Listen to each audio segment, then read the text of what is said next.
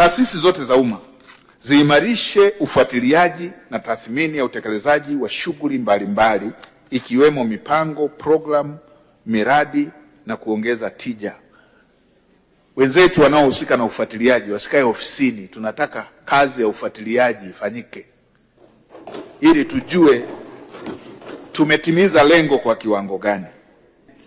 Wizara, mikoa, mamlaka za serikali za mitaa, taasisi, wakala, idara zinazojitegemea kuanza kutekeleza mapendekezo ya Tume za Rais za kutathmini maboresho ya mifumo ya kodi kama ambavyo Mheshimiwa Rais alielekeza, na taarifa za tume zingine ambazo zimekwisha kupokelewa.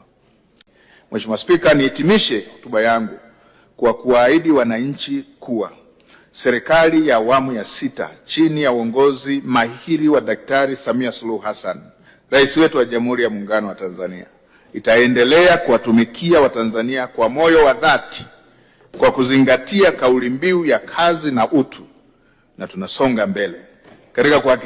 Katika kuhakikishia hilo, ninasisitiza watumishi wote wa umma kufanya kazi kwa bidii na maarifa ili kutoa huduma iliyo bora kwa wananchi bila upendeleo. Mheshimiwa Spika, utekelezaji wa miradi mingi iliyofanyika ni ushahidi kwamba rais wetu ni mtu wa matokeo, maneno kidogo, vitendo vingi ambavyo vinaongea katika maeneo mengi hapa nchini. Mheshimiwa Spika, sasa baada ya kuwa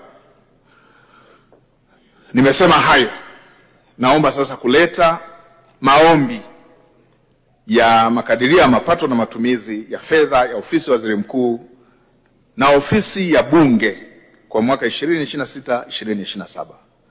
Mheshimiwa Spika, katika mwaka 2026-2027 Ofisi ya Waziri Mkuu inaomba idhini ya kukusanya maduhuli ya mapato ya ndani ya jumla ya shilingi trilioni 2 bilioni 411 milioni 548 laki 152,300 na 200 na senti 47.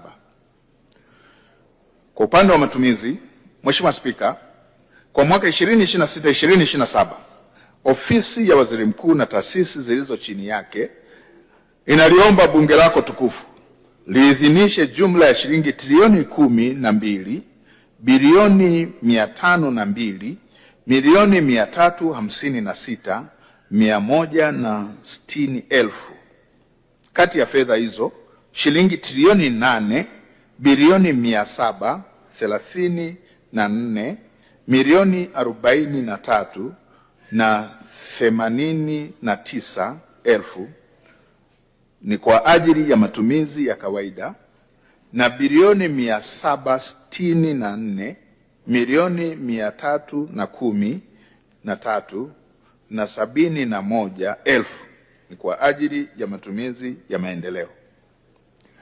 Mheshimiwa Spika, vilevile ninaomba Bunge lako tukufu liidhinishe jumla ya shilingi bilioni 225 milioni 21,730,000 kwa ajili ya mfuko wa Bunge.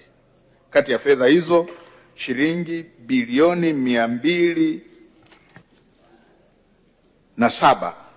milioni 992,798,000 ni kwa ajili ya matumizi ya kawaida na shilingi bilioni 17 milioni 28,982,000 ni kwa ajili ya matumizi ya